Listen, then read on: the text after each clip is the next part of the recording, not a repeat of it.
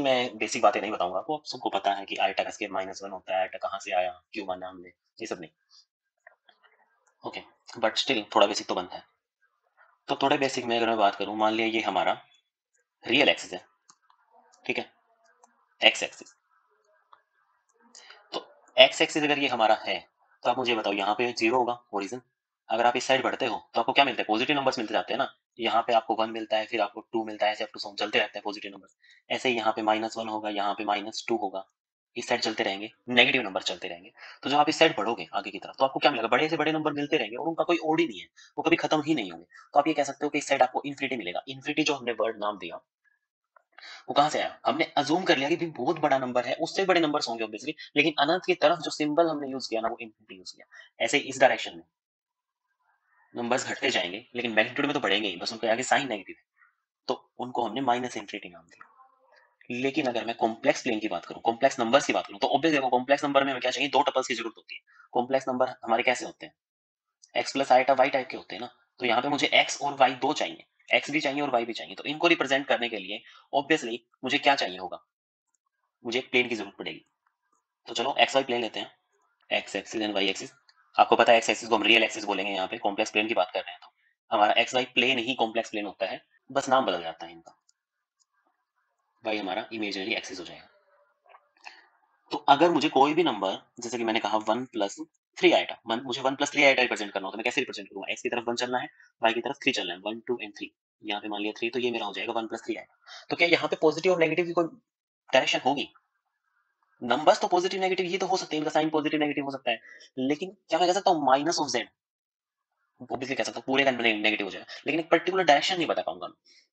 जैसे कि अगर कोई आपसे कहे -3+7 आइटा बताओ, तो एक्स की तरफ आप -3 चलोगे, इस साइड जब जाओगे, तो यहाँ पे होगा -3 और वाई की तरफ 7, तो ये वाला पॉइंट मिलेगा मुझे, -3+7 आइटा।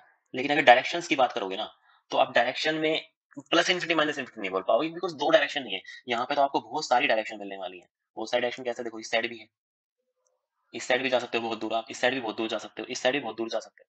तो कोई भी पॉइंट जो ओरिजिन से बहुत दूर हो, ये हमारा ओरिजिन है जो कि 0+0 आइटा है, ठीक है?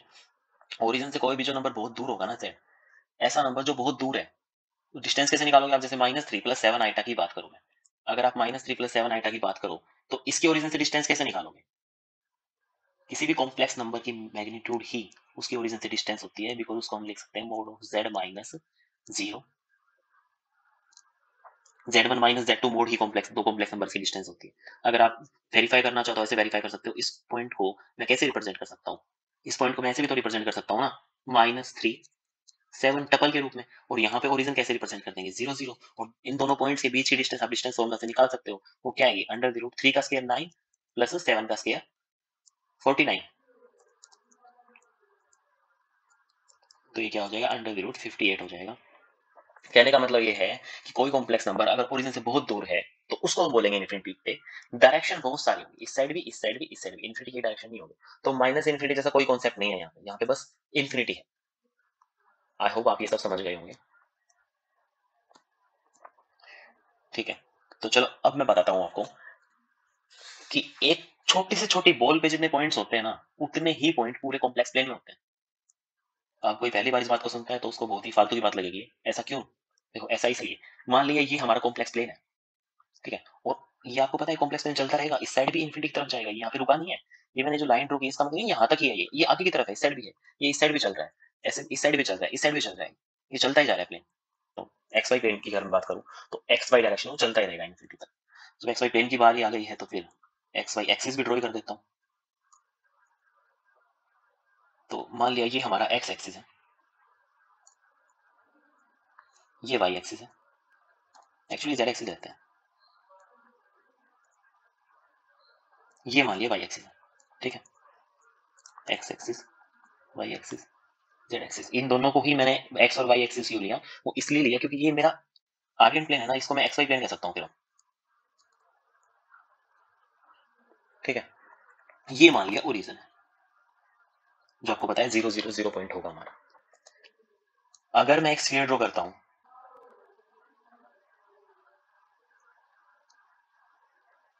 मैं भी दिशा, ओके, ये हमारा स्फीयर है। तो मैंने माना कि स्फीयर जो टच कर रहा है ना प्लेन को, इसको इस पॉइंट पे टच कर रहा है, तो ये पॉइंट स्फीयर पे भी होगा और हमारे प्लेन पे भी होगा, ओरिजिन है जो कि। और ये जेड एक्सिस को जहां पे कट कर रहा है, वो पॉइंट सिंप्लिसिटी के लिए हम ले लेते हैं 001, जिसको हम एन नाम देते हैं, N for north pole.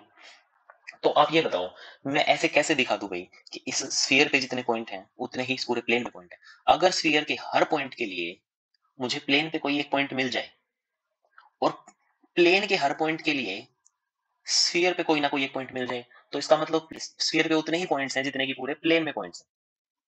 Simple सी बात है ना। अगर आपको ये दिखाना है इस पूरी बॉल पे उतने ही पॉइंट्स होंगे जितने की पूरे प्लेन में पॉइंट्स होंगे, तो आप क्या दिखा दो, प्लेन के हर पॉइंट के लिए स्फीयर पे कोई ना कोई पॉइंट दिखा दो, स्फीयर के हर पॉइंट के लिए प्लेन में कोई ना कोई पॉइंट दिखा दो। ठीक है, सिंपल सी बात है। तो अब ये दिखाएं कैसे? ये दिखाना बहुत ही आसान है। देखो कैसे, आप ये इमेजिन कर सकते हो कि ये एक नींबू है, जो हमारी ब्लू बॉल है ना, ये एक नींबू है, और नींबू के इस कोने से मैंने सुई घुसाई, और वो सुई जब निकलेगी ना, ऐसे निकलेगी, तो नींबू को चीरते हुए निकलेगी, और वो सीधी सीधी जाके इस प्लेन को यहाँ पे टकराएगी। राइट, ऐसा ही होगा। तो मैंने मान लिया कि ये है वो सुई जो हमने यहाँ से डाली है, और यहाँ से ऐसे निकल रही है वो। ठीक है, स्फीयर को जिस पॉइंट पे कट करेगी तो वो basic three dimensional plane point होगा कोई ना कोई। वो मैंने मान लिया एक्स वाई जेड पॉइंट है, capital X capital Y capital Z से रिप्रेजेंट कर रहा हूँ।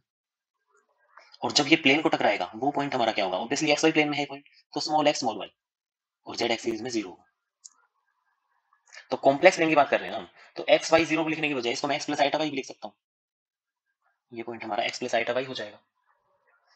तो कहने का मतलब कि इस पॉइंट के लिए, स्फीयर के इस पॉइंट के लिए मुझे प्लेन पे ये पॉइंट मिला। क्या कन्वर्स भी ट्रू है? ऑब्वियसली कन्वर्स भी ट्रू है। आप एक काम करो, आप सुई को यहां से लेके जाओ, वो आप इस एंड से मिलाओ, तो पक्की बात है वो कहीं ना स्फीयर को जरूर टच करेगी, और स्फीयर को देख सकते हो आप कहाँ पे टच कर रही है, वो स्फीयर को यहाँ पे टच कर रही है। तो इसका मतलब मुझे प्लेन के इस पॉइंट के लिए, हर कॉम्प्लेक्स नंबर के लिए मुझे स्फीयर पे कोई ना कोई पॉइंट मिला, और स्फीयर के हर पॉइंट के लिए कोई ना कोई कॉम्प्लेक्स नंबर मिला। इसके लिए हर एक कोई ना कोई ये एग्जिस्ट कर रहा है। ठीक है, और इसके लिए कोई ना कोई ये एग्जिस्ट कर रहा है। तो स्फीयर के हर पॉइंट के लिए प्लेन पे कोई पॉइंट है, प्लेन के हर पॉइंट के लिए स्फीयर पे कोई पॉइंट है। दैट मींस उतने ही पॉइंट प्लेन पे हैं, उतने ही पॉइंट स्फीयर पे हैं। और कमाल की बात ये है, स्फीयर आप कितना भी छोटा ले सकते हो। अगर मैं स्फीयर इतना बड़ा लेने की बजाय स्फीयर इतना छोटा सा लेता ना, तो भी बात बनती। अगले लेक्चर में हम इसका मैथमेटिकल कंक्लूजन देखेंगे कि हम हर कैपिटल एक्स वाई जेड के लिए मैथमेटिकली कैसे एक्स प्लस आइटा वाई निकाल सकते हैं, और हर एक्स प्लस आइटा वाई के लिए, जैसे हर एक्स प्लस आइटा वाई के लिए कोई ना कोई एक्स वाई जेड निकाल सकते हैं। ठीक है, आज के लेक्चर में इतना ही।